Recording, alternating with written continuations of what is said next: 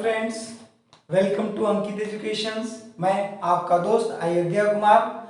हम आज modern history के बारे में बात करेंगे, मॉडर्न हिस्ट्री के बारे में जानेंगे। मॉडर्न हिस्ट्री का जो पार्ट है, जो भाग है, इंडियन हिस्ट्री को किस तरह से टच करता है। देखिए, कोई भी संस्कृतियों में जब आधुनिकता का दौर शामिल हो जाता है तो कहा जाता है कि आधुनिक इतिहास की शुरुआत हो चुकी है। भारतीय इतिहास में आधुनिकता का दौर मुगलों के पतन के बाद से कहा जाता है, लेकिन मुगलों के पतन का कारण कुछ तो होगा। मुगलों का पतन ऐसा तो नहीं था ना कि इतने समय से चले आ रहे इतने कुशल शासकों का अंत हो गया और पुनः जो है हमारा मॉडर्न हिस्ट्री स्टार्ट हो गया। उसके लिए देखिए, संस्कृतियों का मिलना जुलना, एक जगह से दूसरे जगह आई हुई संस्कृतियां अपना कुछ न कुछ नया छाप छोड़ के जाती है। उसी तरीके से भारतीय इतिहास में यूरोपियन उपमहाद्वीप के बुद्धिजीवी व्यापारियों का आगमन मॉडर्न इंडिया हिस्ट्री की शुरुआत करती है। अब हम बात करते हैं कि यूरोपियन उपमहाद्वीप की शक्तियों में से आने वाले जो शक्तियां थी, बेड़े थे, वो क्या क्या थे। सबसे पहले जो आए थे यहां पे पुर्तगाली बेड़ा आया था। दूसरा डच, तीसरा अंग्रेज, चौथा डेन और पांचवा फ्रांसीसी।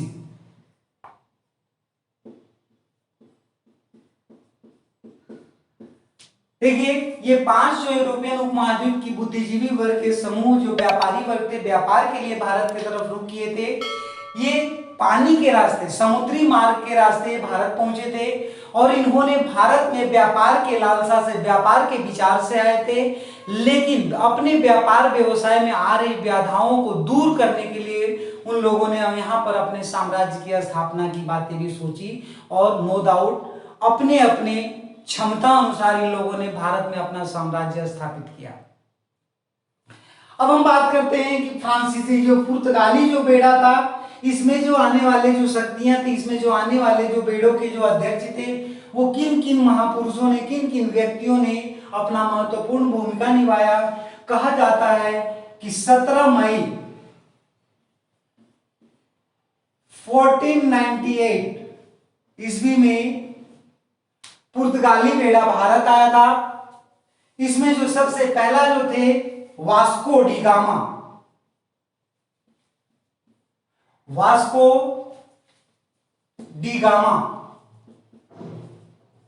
इसके बाद से पेड्रो केब्राल। इसके बाद फ्रांसिस्को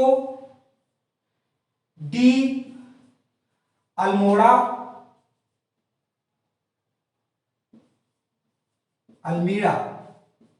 और अल्बुकरीन। ये जो बुद्धिजीवी वर्गों का जो समूह है, भारतीय उपमहाद्वीप में पुर्तगालियों के बेड़े को, पुर्तगालियों की स्थापना के लिए, पुर्तगालियों की पहचान बनाने के लिए महत्वपूर्ण भूमिका निभाया था और इन लोगों के माध्यम से पुर्तगालियों ने भारत में अपना अधिकार स्थापित किया था। भारत में अपने व्यापार व्यवसाय को मजबूत करने के लिए ये व्यापारी बेड़ा भारत की तरफ रुख किया था, भारत आया था। लेकिन भारतीय उपमहाद्वीप की फायदे को, इसके लाभ को, लाभान्वित स्थिति को और बेहतर बनाने के लिए, मजबूत करने के लिए इन लोगों ने यहाँ पे साम्राज्य की भी स्थापना कर डाली। अब बातें आकर खड़ी होती है हमारे साम्राज्य में दूसरों का हस्तक्षेप। सबसे पहली बात तो यह आकर खड़ी होती है कि देखिए, हमारे घर में तभी कोई आकर घुसता है जब हमारे अपने अंदर, हमारे अपने सदस्यों के अंदर मतभेद की धारणा स्थापित हो जाती है। भारत में भी वही परिस्थितियां थी। भारत में जो मुगल थे, मुगल भारत में बाहर से आए थे और जितनी भी शक्तियां बाहर भारत में आकर अपने आप को विकसित की थी, अपने आप को लाकर खड़ी की थी। सबसे पहली बात तो मैं आपको बता दूं कि उन सभी शक्तियों का भारत की तरफ रुख जो था, भारत की संपन्नता को देखकर था, भारत की पूंजी को देखकर था। भारत से अपना व्यापार व्यवसाय यानी भारत से लाभ उठाने के लिए भारत में आए थे। लेकिन भारत की आंतरिक जो मतभेद की भावनाएं थी उसको देखने के बाद उन लोगों ने पूर्ण रूप से भारत को अपने शिकंजे में लेकर भारत में अपने व्यापार व्यवसाय को बढ़ाकर अपने लाभ की स्थिति को ज्यादा से ज्यादा बनाने के लिए उन लोगों ने इस तरह के काम किया और अपने साम्राज्य की स्थापना की। आज हम लोग पूरी तरीके से पुर्तगालियों के बारे में देखेंगे। पुर्तगालियों ने भारत को किस तरीके से टच किया, भारत को किस तरीके से हैंडल किया और भारत के किन किन भागों में इनका जो है ना अधिकार स्थापित हुआ, साम्राज्य स्थापित हुआ, भारत से इन लोगों ने क्या लिया। तो हम सबसे पहले वास्को डी गामा की बात करते हैं, जो 17 मई 1498 को भारत के कालीकट बंदरगाह पे आया था, जो केरल उपमहाद्वीप में पड़ता है। वहां का राजा जमोरिन था।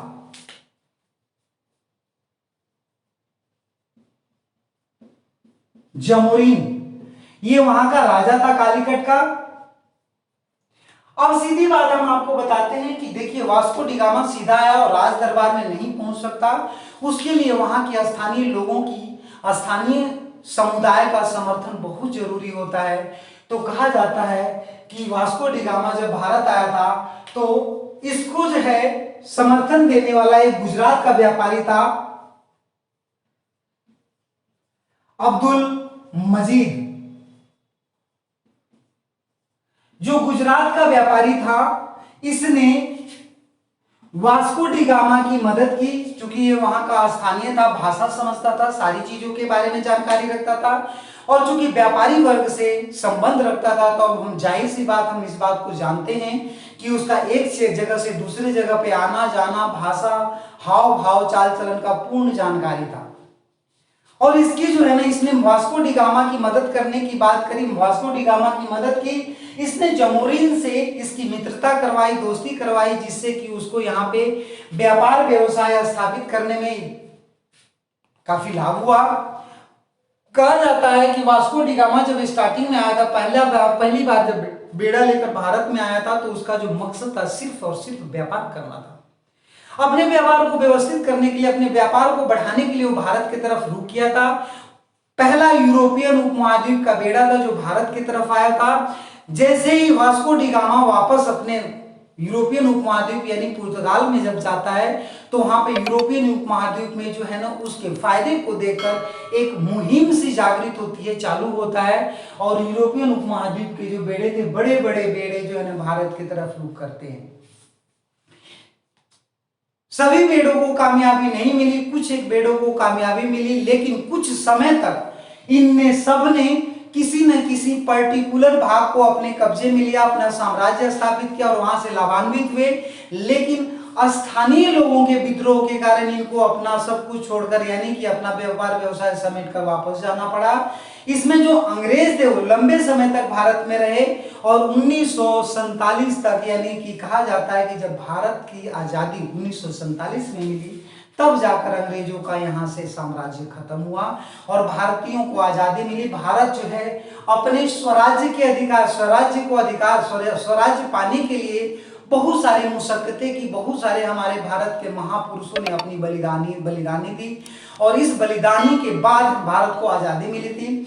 कहा जाता है कि वास्को डी गामा जब भारत आया था, जब ये भारत से वापस अपने पुर्तगाल की तरफ जाता है, तो जाहिर सी बात है कि देखिए, जब कभी किसी को कामयाबी मिलती है तो 10 वहां के लोग आकर सामने खड़े हो जाते हैं और उसके जो है ना, उसके अधिकारों का हनन करने के लिए, यानी कि अपना पोजीशन उसकी जगह पे बनाने के लिए जागृत होते हैं। उसी तरीके से वास्को डी गामा जब भारत से वापस जाता है, उसने जो सामान लेके गया था, उपहार स्वरूप जो उसको सामान मिला था, जड़ी बूटी और मसाले, उसको बेचने के बाद उसको 60 गुना फायदा होता है। इसके बाद यूरोपियन बेड़ों में हाहाकार, यानी कि हलचल सी मच जाती है भारत की तरफ रुख करने के लिए।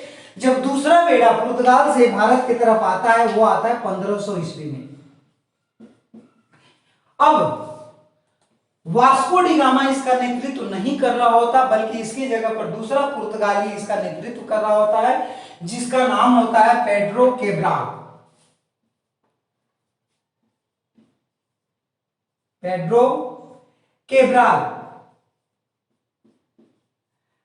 पेड्रो केब्राल साहब वास्को डी गामा की जगह पे स्थान तो ले लिया, वास्को डी गामा का स्थान तो ले लिया, लेकिन भारतीय उपमहाद्वीप के समूहों का समर्थन उनको प्राप्त नहीं हुआ। वह पुर्तगाली बेड़े के नाम पर भारत में आए, उन्होंने भारत से व्यापार व्यवसाय स्थापित किया। लेकिन कहा जाता है कि 1501 ईस्वी में यहां के स्थानीय व्यापारियों का जो विद्रोह हुआ, उसके कारण उनको वापस जाना पड़ा।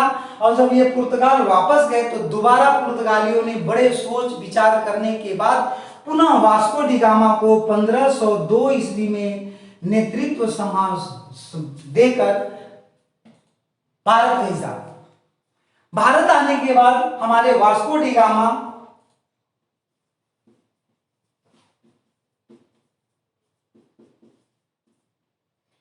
अपना व्यापार व्यवसाय, अपनी स्थिति बनाने में कामयाब होते हैं और भारतीय उपमहाद्वीप में अपने छवि को बनाने के लिए तत्पर रहकर, कहा जाता है कि पुर्तगालियों ने पूरे 100 साल लगे उनको अपना व्यापार व्यवसाय स्टेबल करने में, मजबूत करने में और भारतीय उपमहाद्वीप में अपने साम्राज्य को स्थापित करने में। इनको व्यापार व्यवसाय में सीमा शुल्क देना पड़ता था। उस सीमा शुल्क को खत्म करने के लिए यहां पर इनके मन में भारत में साम्राज्य स्थापित करने की बातें सामने आई। साम्राज्य स्थापित करने के लिए पुर्तगालियों ने अपना जोड़ चालू कर दिया, ताकत लगाना चालू कर दिया, बुद्धि लगाना चालू कर दिया। कहा जाता है कि प्रथम पुर्तगाली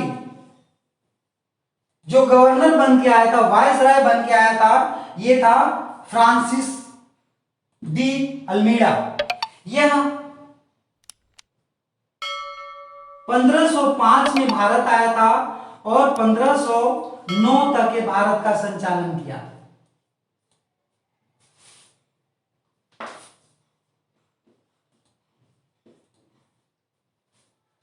ओके,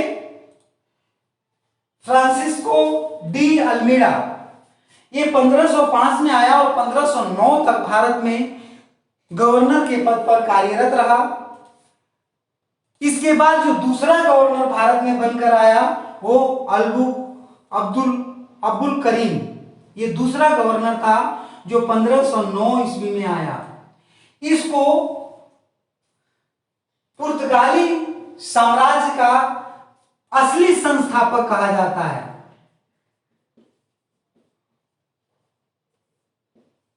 साम्राज्य का वास्तविक संस्थापक।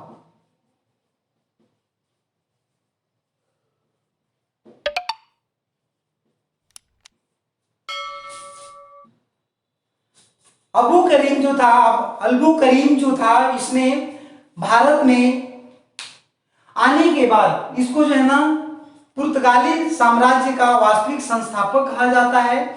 और कहा जाता है कि अल्बू करीम जो था ये 1510 ईस्वी में गोवा पर अधिकार कर लिया। इसने कोची में दुर्ग बनवाया, गोवा पर अधिकार करके पूर्णतया अपने साम्राज्य की स्थापना कर ली और फिर इसका व्यापार व्यवसाय चलने लगा। इसको जो है ना पूरे 100 साल लगे भारत में व्यापार व्यवसाय को बनाने में, मजबूत करने में, अपने साम्राज्य को स्थापित करने में। कहा जाता है कि संपूर्ण भारत पर इसका जो है ना अधिकार नहीं हो पाया था। इसका जो अधिकार गोवा, कोची तक ही सीमित के रह गया था। अबू करीम भारत का पुर्तगाली साम्राज्य का वास्तविक संस्थापक बन गया। अब यहां पर बातें हम अपनी बारे में बात करें, अपनी संस्कृतियों के बारे में बात करें तो हमारे भारत को आधुनिकता का जो खिताब, आधुनिकता का जो ताज मिल सामने आकर खड़ा हुआ, ऑटोमेटिकली हमारे जो अपने संसाधन है उसमें परिवर्तन आना, टेक्निकली प्रवेश कर जाना आधुनिकता की पहचान होती है। कहा जाता है कि 1556 ईस्वी में पुर्तगालियों के आने के बाद, पुर्तगाली जब भारत आए थे तो इन्हीं के माध्यम से भारत में जो था तंबाकू की खेती,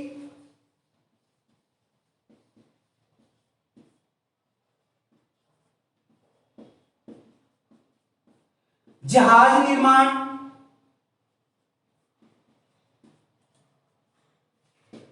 और प्रिंटिंग प्रिंटिंग छापा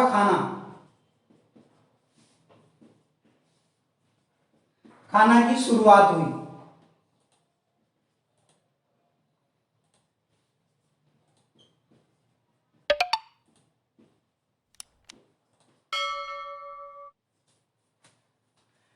पुर्तगालियों ने भारत को जो है आधुनिकता के तौर पर मोड़ दिया। भारत से व्यापार व्यवसाय को बढ़ावा मिला। भारत में जहाज निर्माण की फैक्ट्रियां लगाई गई और प्रिंटिंग छापाखाना यानी कि जो प्रिंटिंग प्रेस था, जो छापने की जो व्यवस्थाएं थी, 1556 में ये सारी व्यवस्थाएं हमें पुर्तगालियों से मिला। पुर्तगालियों ने भारत को आधुनिकता की तरफ मूव करा दिया। अब भारतीयों ने पुर्तगालियों के साथ, देखिए सीधी सी बात है कि जब हम कभी किसी के साथ बात करते हैं, व्यवस्था को स्थापित करते हैं, बैठने की कोशिश करते हैं, तो ऑटोमेटिकली हमें जितना फायदा होता है उस सामने वाले को भी फायदा होगा, तभी वो उसके साथ जुड़ेगा, अदरवाइज नहीं जुड़ता है। हमारा इतिहास, हमारा जो है ना समाज इस चीजों की साक्षी है। हमारी संस्कृतियां इन चीजों की साक्षी है कि हमारी संस्कृतियों में जितने भी परिवर्तन आए, जितने भी आधुनिकता की व्यवस्थाएं शामिल हुई, ये सारी दूसरी संस्कृतियों के आने के बाद एक नई जनरेशन जो जब सामने बिल्ड हुई, उसमें आधुनिकता का दौर चालू हुआ। आधुनिकता की व्यवस्थाएं सामने आकर खड़ी हो गई और इस तरीके से आधुनिक भारत की शुरुआत होती है। आधुनिक भारत की व्यवस्थाएं खड़ी होती है। अब अगले क्लास में हम लोग पढ़ेंगे डच। धन्यवाद, नमस्कार।